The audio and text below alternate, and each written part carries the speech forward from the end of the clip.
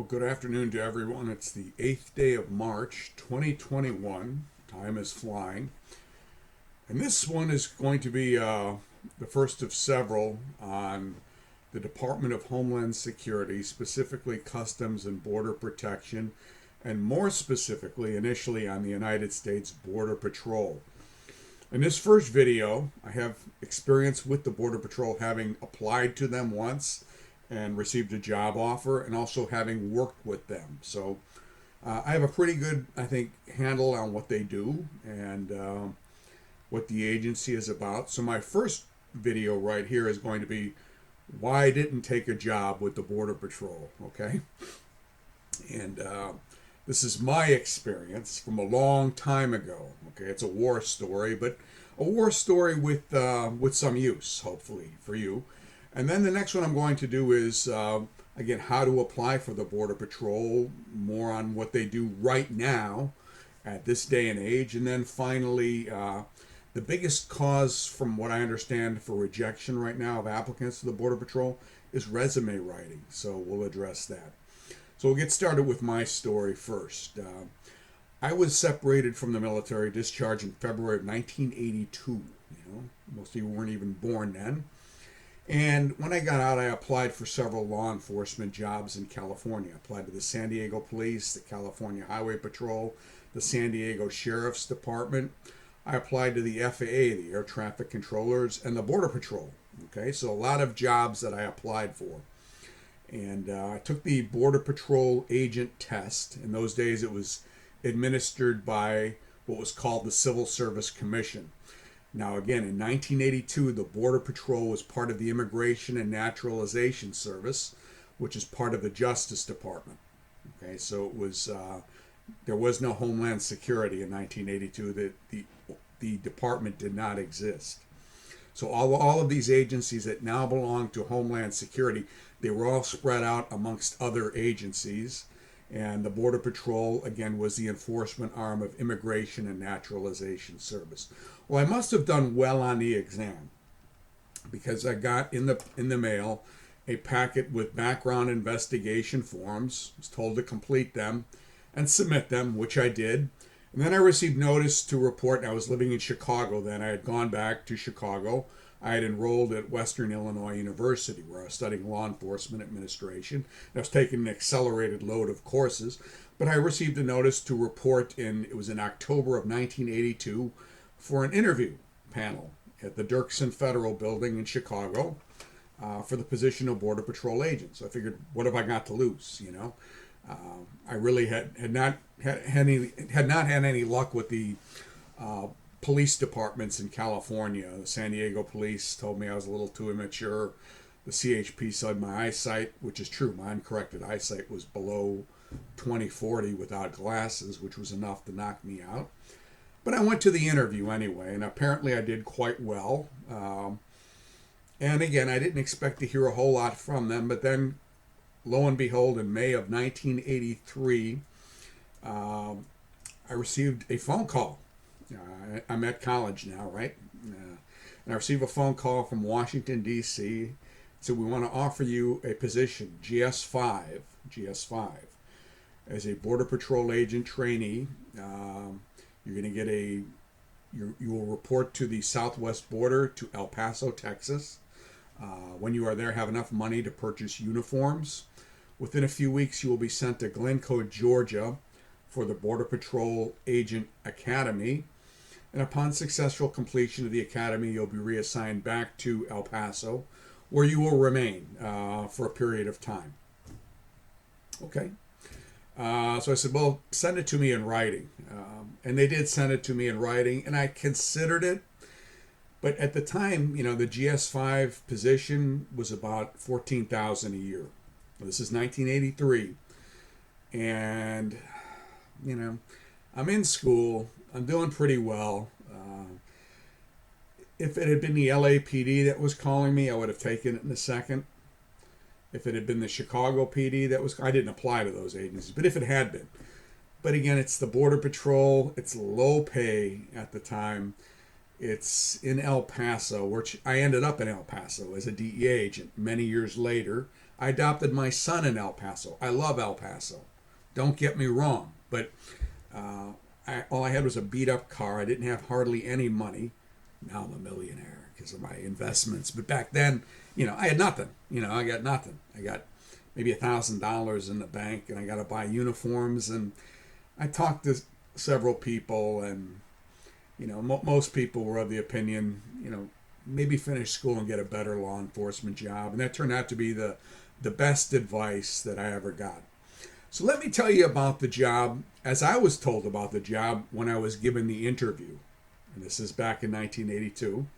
And the men who interviewed me were in Chicago. They were working in the INS, but they were Border Patrol agents. They had Border Patrol agents all over the country, but they said, this is what we're going to tell you what the job is like right here, so that, if you don't want it, and of course, when you're interviewed, you never turn down a job, okay? Unless you really, really, really don't want it. You want to hear about it, because I knew some things about it, but I didn't know a lot of things about it. But this is what they said. Your first assignment will be on the southwest border, even though we also police the Canadian border. You're not going there. You're going to be anywhere from Brownsville, Texas to San Diego, California. You will report to the duty station. You have to have enough money to buy uniforms. You probably have to take out a loan. That's going to run you several $1,000s for uniforms. And then from there, you're sent to Glencoe, Georgia, and you go through a boot camp style training program. And after that, the most difficult part of the boot camp style training program for a person like me will be learning Spanish. You do have to learn Spanish in order to complete the training and to do the job. And the Spanish is not written Spanish. It's all recorded. You hear it and you write out, whatever you think they're saying. Hopefully you know what they're saying.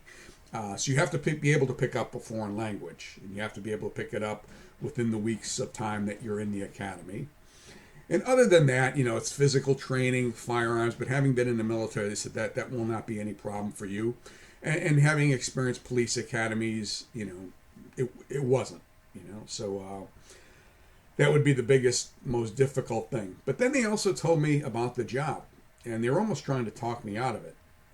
The chief was a man named, his last name was Dowdy, Dowdy, and he said, you're going to be arresting people who are good people, okay?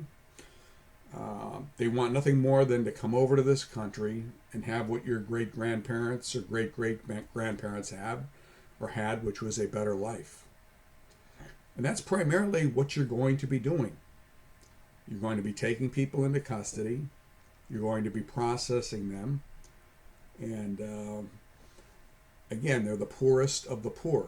But he also said, we are also the most dangerous law enforcement agency, and this remains true today. They're the most dangerous law enforcement agency in terms of assaults on agents, and they've lost more agents in the line of duty than any other federal law enforcement agency. And it's not hard to figure out why.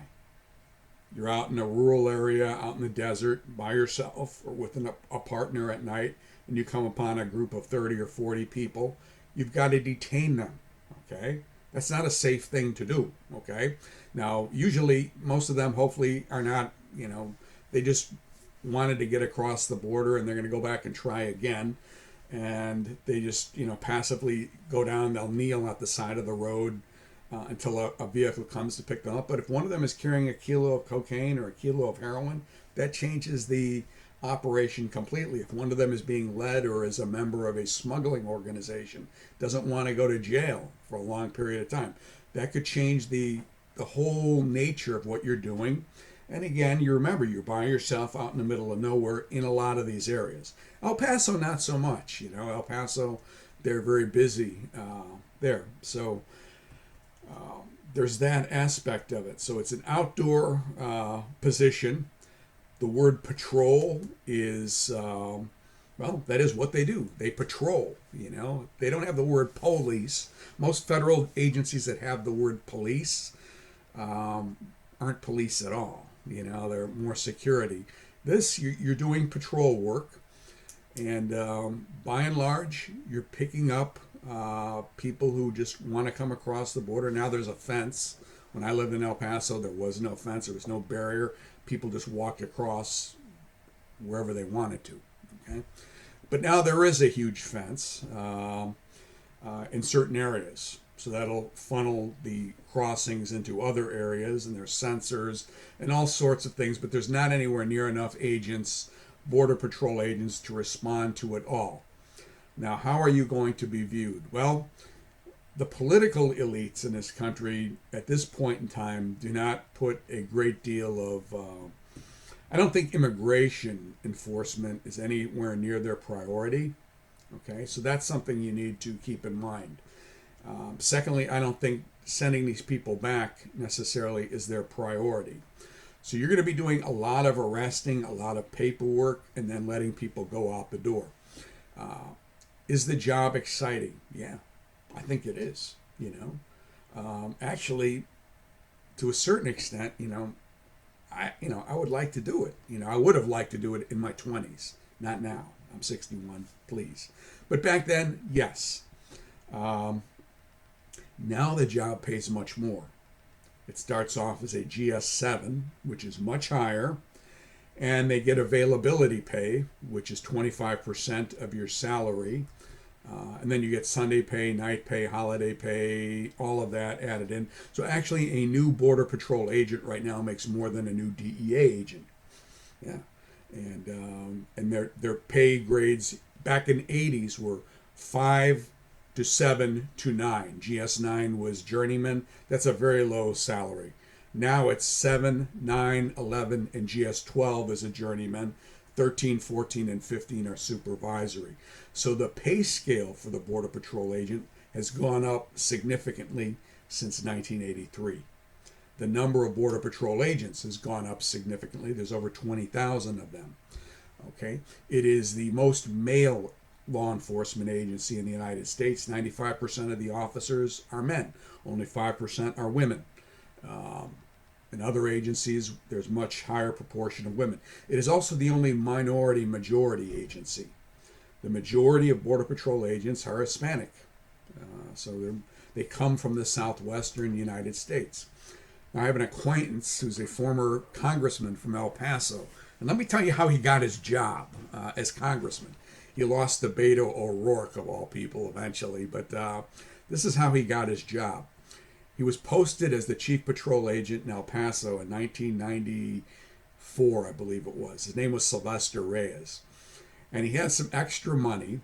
And what he did is he simply put the vehicles, the Border Patrol cars, right on the Rio Grande. Usually they were pulled back several miles, and they would catch people as they came in, but they weren't sitting right on the border. But instead of that, he just put them every 100 yards as a car. Another 100 yards as a car. Of course, the agents hate it. You're just sitting in a car looking into Mexico across a river, but it stopped all the crossings, and people were so happy. I mean, the Catholic bishop wasn't happy. He denounced them at Mass and everything. But the people of El Paso were so happy they elected him representative, despite the fact that he doesn't know any. No, he wasn't the most qualified man to be a United States representative. How's that? Okay, but he ended up on the House Intelligence Committee and everything else. And this is what won him his fame, his brilliant plan to put cars on the river. So a lot of people, even in a community like El Paso, which is 75% Mexican American. My son, I adopted him in El Paso. He's, Mexican American, just speaks English. People try to speak to him in Spanish. He goes, I was raised by Anglos, English speakers, but it's funny, But be that as it may, I loved El Paso. I love working with, love living in the El Paso community. But a lot of people in El Paso did not like the people crossing over. They didn't like the crime rate, mainly. I don't think they had a problem with people going over to work one day and then go back in the evening or whatever. But there was a lot of car thefts, and whatever violent crime happened in El Paso was a result of what happened in Juarez, which is the Metroplex just south of El Paso.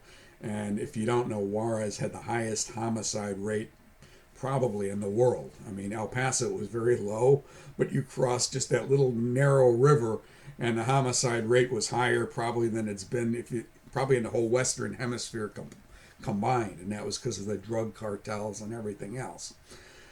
So We'll talk more about the qualifications in the next video. We're running into 15 minutes now. I don't want to go too long, but I think I've given you the reasons why I didn't take the job. And, should you apply to this agency? And the question is, it depends. It depends. I mean, why would you apply? Well, it's a federal agent job. It pays just as well as the DEA or the Secret Service. Same entry level grade, okay, with overtime pay and everything. So now it's much better, okay. You're a full federal law enforcement officer. You get full federal retirement benefits. Why wouldn't you apply to it? Well, here's why you might not want to apply. You may not want to work on the southwest border, okay. If you live in another part of the country, and the southwest border tends to be a poor area, lower socioeconomic area, but you can live like a king as a GS-12, or a GS-11, because many of these are very poor communities. So again, that might be good, that might not be good, okay? What's good, again, it's an adventurous job. If you have a sense of adventure, this is where you want to be. If you want to work all hours and be outside, away from supervision and not doing security work, but arresting people, this is where you want to be. On the other hand, if you don't want to have a lot of political backing, well, you won't. Don't worry about it, okay? I don't get political in these videos, but under the last administration, you would have had political backing, but I can tell you, you're not going to have it now, okay? If you want to be peeing in the wind. Now, what do I mean by that without being vulgar? Just processing people and letting them go. It's very high-paced, very fast-paced, and that's what you're going to be doing. You're going to be arresting people and cutting them loose. So if that's your idea of a good thing to do, and for a few years it is, but then when you get into your 30s or 40s or whatever. Now, many DEA agents, were Border Patrol agents prior to applying for DEA. And the Spanish language ability and the GS-7 pay grade or GS-9 or whatever they are, see that immediately just about qualifies you right then and there for a federal position in the DEA or another federal agency, be it ICE. That would be where you would probably go from there. It would be Immigration and Customs Enforcement, which is another animal completely. So again, the positives: federal job, good pay, excitement, law enforcement job for sure. Dangerous. The negatives, well, where you work might be not where you want to work. You're not going to the Canadian border to start off with, okay? You're going to the southwest border. Secondly, lack of political support. Thirdly, most of the people you're arresting are pitiful. They're not criminals. They're just people coming across, trying to get a better way of life. They're not desperados, but some of them are mixed in with them, and you get to find out the hard way which ones are and which ones aren't, I guess. Which ones are carrying drugs, which ones are carrying weapons, which ones are part of cartels. You get to figure all that out at night by yourself with another person in a cold desert, in the middle of Arizona or some godforsaken place, with a crowd of 40 or 50 people who you've come across. They get to use all different types of vehicles, to include ATVs, horseback. They got people on horseback in remote areas where you can't take a car. So, I mean, depending on what you want to do, that's pretty good. If you're an outdoors type person, this is it, Again, but if you want an uneventful career, a career where you don't do much, go to the Capitol Police, okay? That's my suggestion. They're still waiting on the big arrival of Trump supporters to take the Capitol, so it's never going to happen. It's just a jerk job. But the Border Patrol, it is a serious, serious thing. So make sure that you understand what you're getting into. Make sure if you're married that your husband or wife understands what you're getting into. If you're a young lady looking at this program, understand that there are not many women in that who apply to that agency at all. Okay, very few. And you will probably be working detention because they detain women and kids. and somebody has to be able to search the women. It can't be a man, right? So there you have it. You're going to be in high demand doing those type of things, but has the smallest percentage of women of any federal agency. Women will apply like crazy to the DEA, to the FBI, the IRS, but they don't want to go to the Border Patrol. Okay, it's kind of like being an infantryman in the Marine Corps. So that is my experience with the Border Patrol as an applicant. My experience with them, working with them, has been nothing but positive. We'll talk about the current job vacancy in the next video. But you know a little bit now about the conditions and the pros and cons. So hopefully this has been helpful, and we'll take it from there. All right. Thank you.